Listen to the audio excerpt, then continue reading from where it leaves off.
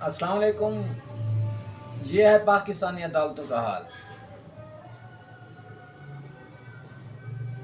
जुल्फ़िकार अली भुट्टो को, जो एक वक्त के वज़ीर आज़म थे,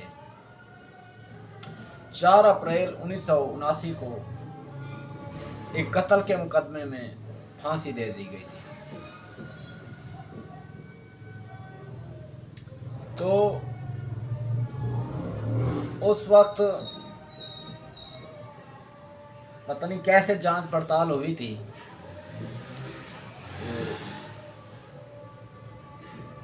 अदालत पाकिस्तान ने उन्हें नामजद कर दिया था कि इसने कत्ल किया, लिहाजा इसे फांसी दे दी जाए। लेकिन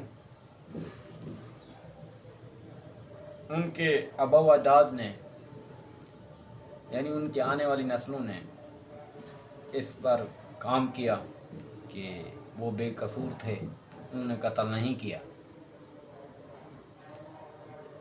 फिर पिछले 2 दिनों में वो जो आसिफ अली जरदारी ने एक केस ट्रायल किया था, केस लड़ा था, अब उस पर आके फैसला हुआ है कि जनाब वो बेकसूर थे, उन्हें गलत फांसी दे दी गई है। तो ये हाल है पाकिस्तानी अदालतों का। अब जाके बिलावल भुट्टो भी वो बेचारे रो रहे थे अदालत में कि उन्हें बेकसूर फांसी दे दी गई थी।